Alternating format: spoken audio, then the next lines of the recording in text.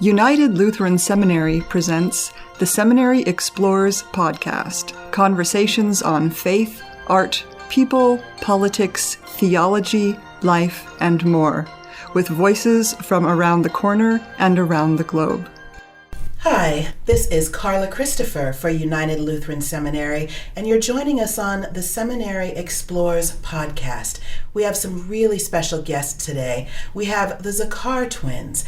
We have Zach and Michael, who are joining us today to talk about their amazing book and play and social media empire, all of which are being showcased here on the seminary campus, both in Philadelphia and in Gettysburg.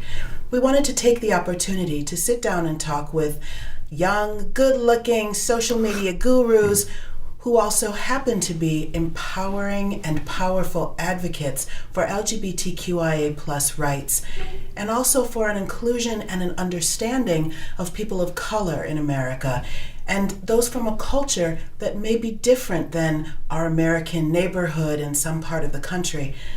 But they have a truth and a story that is not just universal, but also the tale of our neighbors. These are the boys next door. And understanding them, how to love, live with, and learn from them, is learning how to support our neighbor. So we're excited that you could join us today. Well, what a great intro. Yeah, that was something. Thank you, yeah. Let me start off by saying you're not only well-spoken, you have the most soothing voice I've heard in a while.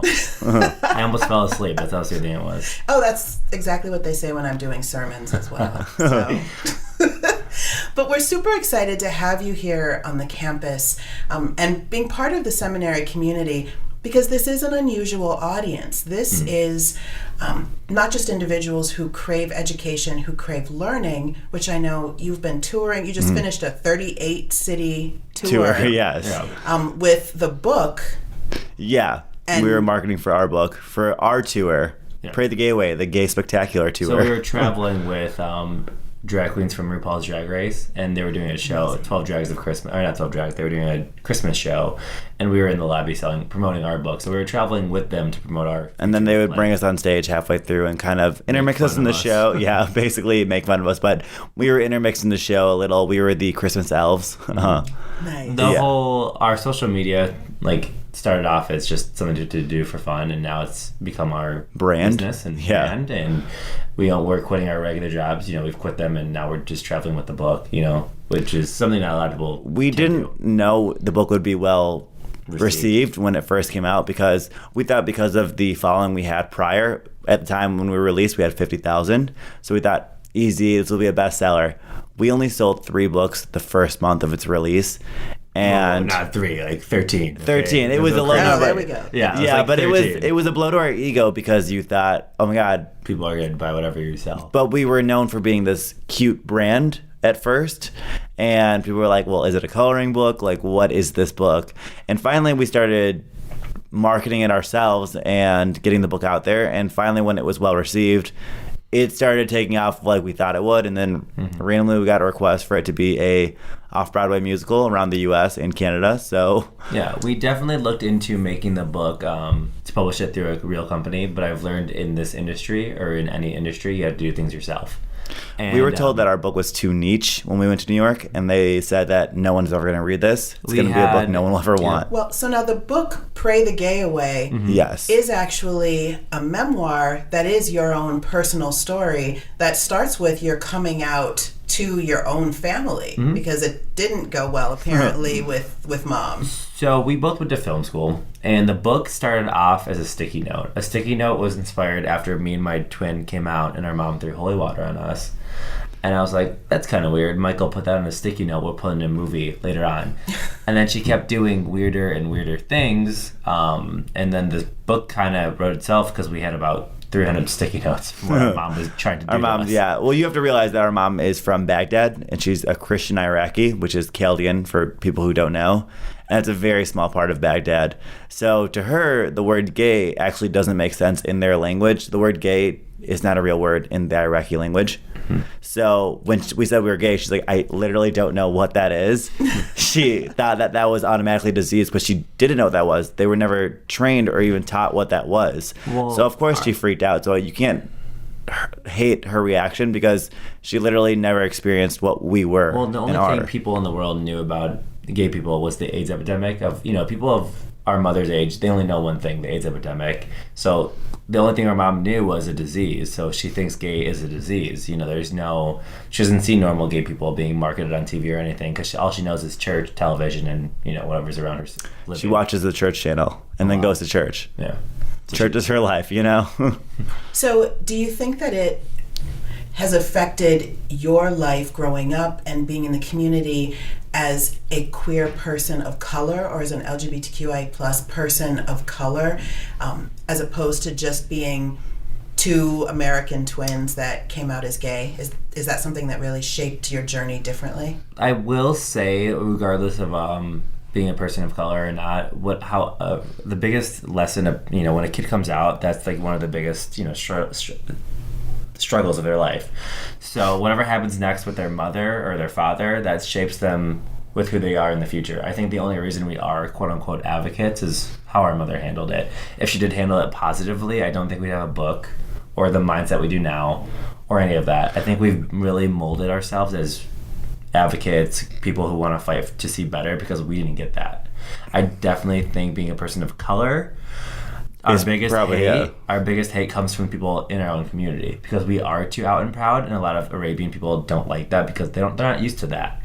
So I do think it's like, for the gay community, for gay Arabians, you can be one or the other, Arabian or gay. Unfortunately, we look kind of white, so I think a lot of people don't think we are Middle Eastern. So when we say we're Middle Eastern, people say we're like whitewashing it, but we're not, just because we have bigger features, bigger eyes. We just got the features that look very Americanized.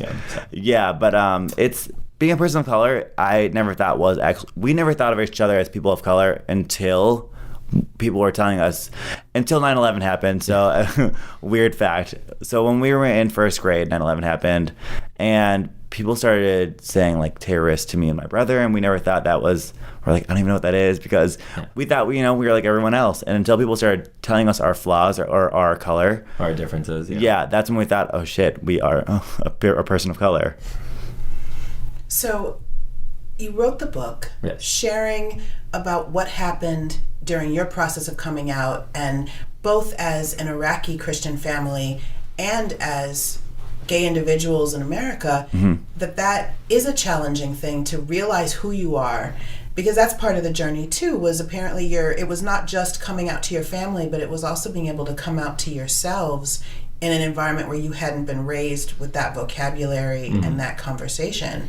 But then now you are working on it becoming a play and a musical. And it's gone on beyond that. You have your own app that helps kids come out.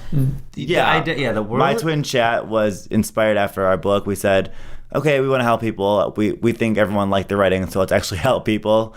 And My Twin is for people who want to come out but don't know how. So we're basically your own personal twin. Our tagline is said, I had a twin when I came out, now so do you. It's a text-based service, so if you talk directly to me and Zach, and we kind of we're not your therapist. We say we're more of your best friends that help you guide and mold a way of coming out or a way of helping situations. And it's crazy the response we've gotten from the app as well, because we've gotten people from Indonesia, Iraq, 13-year-olds from America, and then you get like trans issues as well. And that's not, it's just a bunch of issues. A lot of the issues, like we're not from living in Iraq right now, so it's hard to give that advice sometimes. So you have to be very careful of how you word things, because I can't tell someone from Iraq, just escape, you're good, just leave. We had one kid in India who is he was getting married like in a week or two, and just like didn't know what to do, like getting married to a woman, obviously just didn't know what to do. And it's like, it's a little hard, as you have to be careful how you word this advice to people, because we don't know if we're their like last lifeline or not. And we had like one kid who was transitioning, and honestly we kind of started the text-based service as just kids coming out, but then it came into like trans and all that, and like obviously me and Michael haven't transitioned, so it's hard to give advice when you haven't stepped into their shoes. I give the best advice I could possibly give them, but it's still hard. I feel like I'm not giving them authentic advice. Yeah, but we also have tabs on our app that give you LGBT doctors in your area, or centers, or insurances that are covered through you being LGBT. So if we can't, we give you the resources page that helps you find a better path as well. And then you've transitioned from not just giving advice and offering really active real-time support to other young people who are going through the journey of coming out and finding themselves, but now you've written an additional electronic resource, an e-mini book, really, called You Can't Pray the Gay Away. So the original book, Pray the Gay Away, was, and then we have our second spinoff, You Can't Pray the Gay Away. We released that on Mother's Day to give it to parents. That was more or less... It's a free version of, it's a mini version of Pray the Gay Away, our first book, but we teamed up with 6 or 7 different moms of different cultural backgrounds and just kind of got their advice about what is coming out, what do you want to hear if you did have a gay child. And we had one mom that does have a gay child, so we kind of compared notes and data, basically, and wrote the book of how to accept a child. Yeah, and I think one of the biggest lessons in both our books, I think the biggest lesson I always say is to give the greatest gift, acceptance. I think for many of you out there trying to practice religion, acceptance is the key. Accept anyone, not anyone, not murderers. We don't accept those. Well, a hug is stronger than our mom's acceptance. If you personally don't understand something, it's easier to... it's always nice to have an open ear, and I think a lot of people don't. My mother especially doesn't want to hear that side. I'm like, just let's talk. Why can't we just have a simple conversation instead of you pushing it out? Yeah, I think what we experience from Christianity is people never want to accept it. They just give you people just want to talk. People want to tell you their opinion and don't want to accept your opinion. And that's what we've seen with a lot of Christianity in our world. And that's why I think it needs to change in some points. I see people in the Middle Eastern church, they pick and choose what they want to believe in. They will believe in A, B, C, but not like D, E, F. Even though it says you have to believe in all of this, they kind of just put beliefs in. Well, A is bigger than B, so yeah. So if we're going to the Bible's point of view, we can't accept gay people, but we can eat shellfish, which is it's against. What I mean? But it's still written. It's still a written word. Why is it smaller or bigger? Yeah. So. And I think that's a super real issue in the American church as well. And as Lutherans, it was really important for us to begin having this conversation starting in 2009. 2009 was when the Lutheran Church decided to make its decision to say we affirm and fully include LGBTQI people, including ordaining gay pastors. That's amazing, including performing gay marriages in our churches and our sanctuaries. And there were many churches that were filled with kind, loving people who were passionate about social justice, but just felt that's not biblical and left the denomination, or have stayed in the denomination but say, because of my bound conscience, I refuse to perform these marriages. I refuse to offer this ministry. I will not call an out pastor to this congregation or allow them to serve. How do you deal with individuals who come to you who are saying this is what I believe as a Christian or as part of my religion, and they're not interested in hearing a message that's different? Well, here's what I always think about Christianity in general. Here's what I always tell people who don't like to hear my point of view. I always say, okay, when you were a kid, you were taught science, and let's say you liked it. And then let's say you took math classes. You're like, I don't like math. I don't want to experience that in college, so I don't want to study math. When you were born, you were just a sperm, and your religion was predetermined for you. You were a Christian. Your train of thought's already predetermined. And I always say someone like, when I grow up, I never was taught Buddhism, so I can't say Buddhism is wrong because no one ever taught me it. So I was just always taught Christianity. So when we were both older, we went to college for different religious studies, and I was like, wow, I've never even opened my mind up to it because I allowed myself not to even learn it because I was always taught Christianity was right. And I always say that Christianity and all other religions, there's so many parts of them that are always correct. Why does all or nothing have to be included? Why does all of Christianity have to be wrong or all of Christianity have to be right? In my personal take, I just feel like we missed the main point of Christianity. Not like all of us, but I just think a lot of us. I think a lot of us missed that main key part. The main point of religion is to treat others, is acceptance of the entire, person, and we miss that. It's like, I accept you, but you're an immigrant, so you're not allowed in my nation, or vice versa. I just feel when I was studying Christianity, it was very simple, and there's just, most religion is that one thing, better the world or some kind of way, and we miss that. So if you're not able to talk to someone based on the fact that they're gay, then like that's, you know, you're not a good Christian. You're not preaching what you practice. So how are things now with your mom? Read the book. No, I'm just kidding. No. She's. I think with every one step forward, we take 2 steps back. I think she's always gonna have a backhanded comment. Like last week, for instance, you know, it was our birthday dinner, and I told my mom, I was like, "Is it okay if I bring my boyfriend over?" And she's met him. He's come over. They've talked, not like, you know, just like hi and bye. That's basically about it. Mm-hmm. But she goes, "Oh, it's a family dinner," and I go, you know, like, he's not like, we're not like married, but it's also like, it's also my birthday, so like he can't come to that. She goes, "I just like to keep it personal." And obviously, like, my older brother's girlfriend came to dinner once. I'm like, okay, what the hell is like the problem? So she's still. It's hard. She can't let go. See, Zach is a little more bitter towards our mom than I am. I am single, so I don't see that. No, she's come a far way. Don't get me wrong. You have to give her credit where credit is given. Her mom is. If her mom could be a nun, she would. Yeah. My mom has grown up to be one of the most religious people I've ever known, and anyone else that's been my mom, she's like, your mom is super Christian. She has that. Our house has more than 100 Jesus statues in it. Scary. It's like going inside of a temple. So for where she's come from, you have to give it up for her, because she's an Iraqi woman that was never taught acceptance, and we're basically teaching her how to accept the world now. Mm-hmm. And she's open to it, but it's hard for her to be open to it because she doesn't want to be judged for our mistakes or our faults. Yeah, I think it's a hard, like I said, a lot of these people, if the issue isn't happening in their own home, they don't care.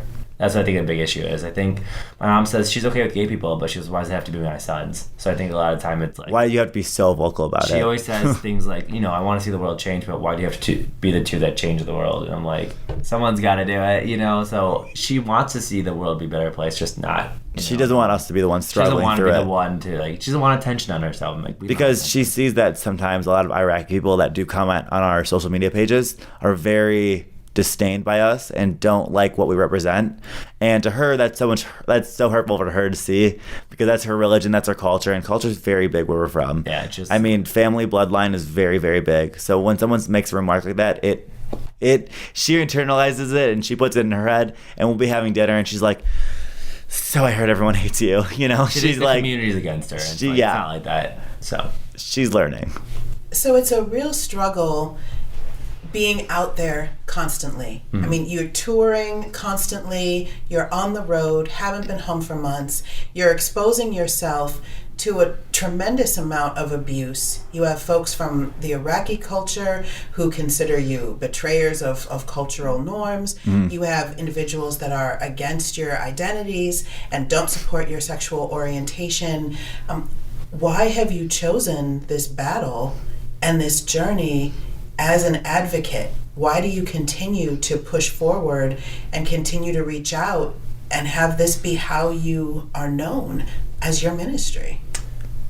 I don't know. I think growing up, I've noticed a couple things. People like to hate more than they like to love. I've realized people bond more over hate than love. Like, growing up, we've always had a target on our back. We were misplaced in special ed in elementary school, and people thought we were, because of the language barrier. So people thought we were special, quote unquote. And then, then we came out, so we were gay and made fun of for that. Then now that we're older, we're open. Now we're quote unquote immigrants. So I feel like people will always find something to attack on you, and I just think the world is such a toxic place. And I don't want to sound like Mother Teresa, but my main goal in life is to help someone. Like, I really, really just want to see that. Like, I went to school to be a teacher. Then I went to school to be like a social worker. And I always want to help people in some kind of way. And I think there's some weird thing with, like, not going against your mom, but to make a real difference in this world, to make a true difference is so scary. And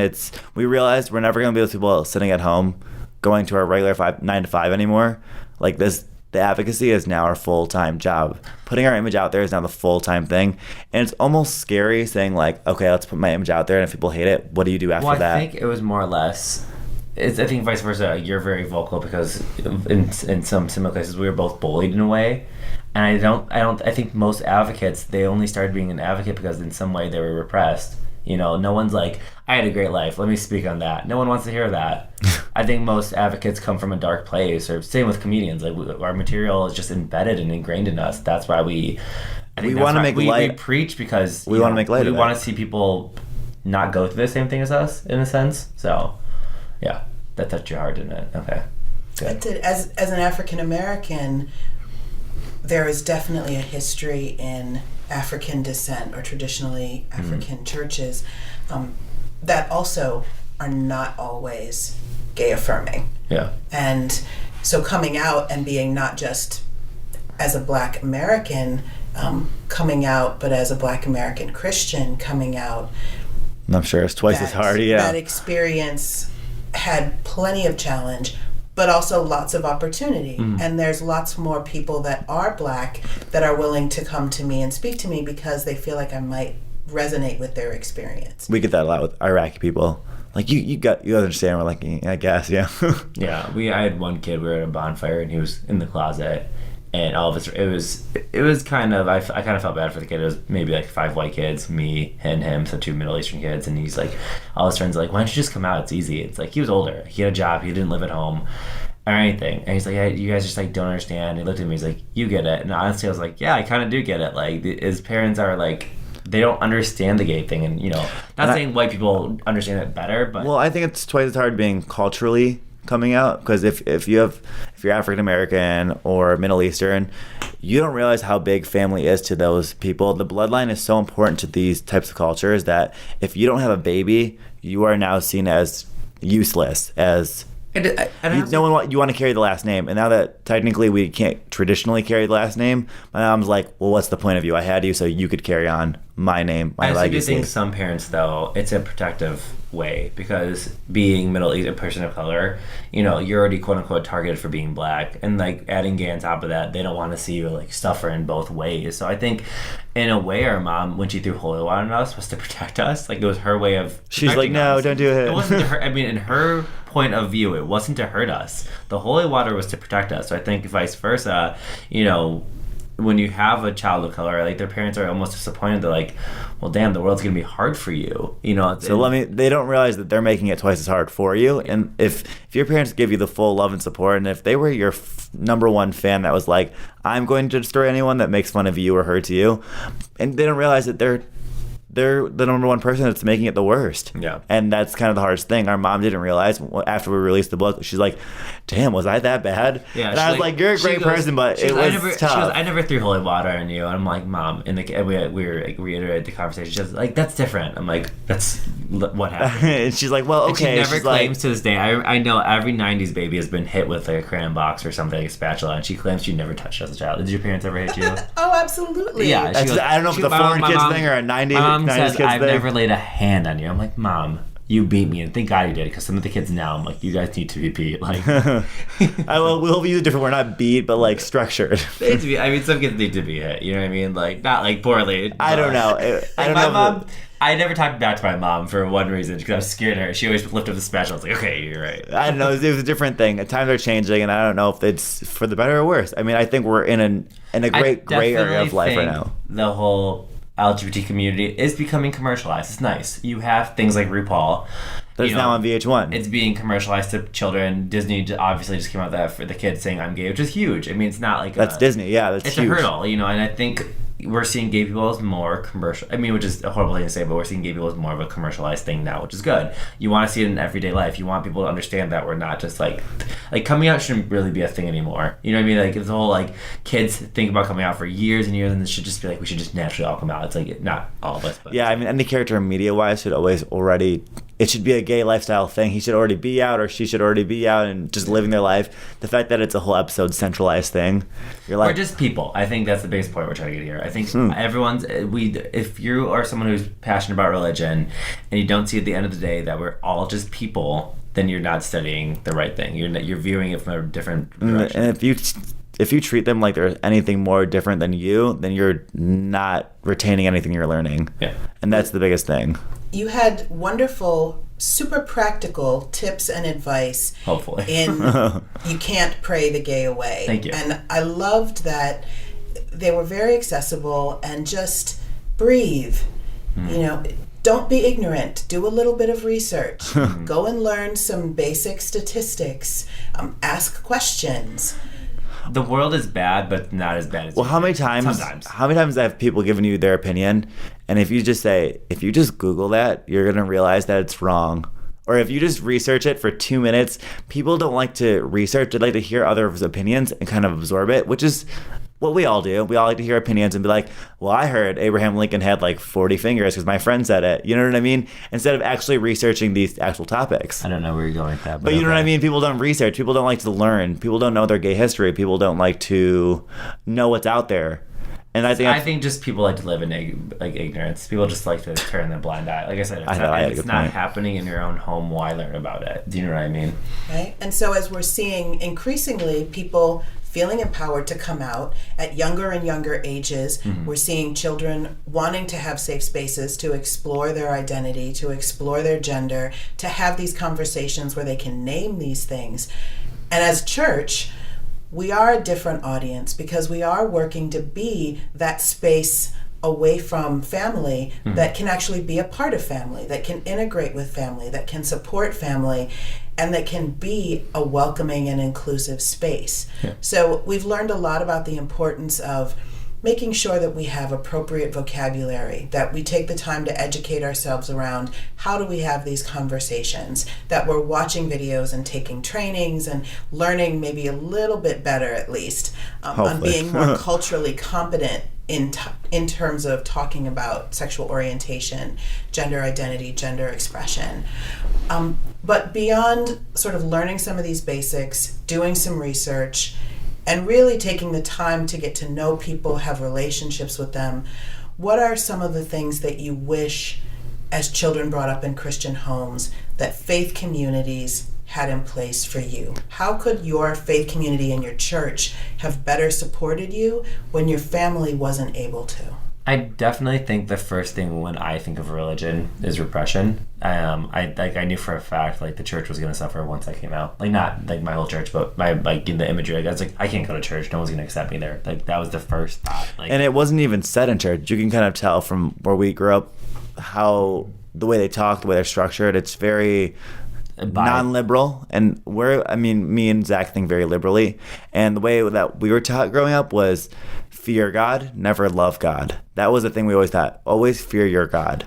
I think what you guys could do, I definitely think you just need to be more welcoming. There are some churches I've been to where I'm like, wow, this is amazing. I wish we had this growing up. You know, I've been to some of those. I just say open heart. Don't treat people, like we said, don't treat people like they are different than you. My mom always be open-minded. We had a guest priest, and he was actually very open, and my mom was like, that made sense. And she looked at me, and I'm like, why are you listening to him? Why did it have to be a priest? So I definitely think people who really, really, really need listen to their priest need to just tell people again, at the end of the day, we don't need to we used to look at good and bad, which was great. Now we look at black and white, gay or straight. We look at the person, not who they generally who they are. I told my mom, I was like, no offense, Mom, we're great people. Not trying to be bragging. We help people, and if you can't see that, then why am I considered a bad person? Like I said, who's going to heaven?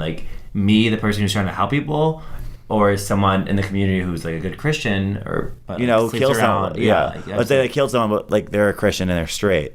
I literally asked. And she's like, well, okay. I asked her once, who's going to hell first? She goes, I was like, me or a pedophile, and she literally thought about it. I was like, Mom, there shouldn't be no one to think about. She goes, okay, you're right. But she had to think about it. I'm like, if you're it's hard for them because, like I said, Christianity has been so ingrained in people's heads, and so many priests preach it differently that whatever your priest says, they really absorb it. So if it's a priest or someone just higher up, you have to be really careful with your words because these people have nowhere else to turn. We all want faith. We all want gay faith, people, yeah. Straight people, we all need something to believe in and faith. And that's why a lot of gay kids, when they come out, they repress church because they know there's no faith for them there.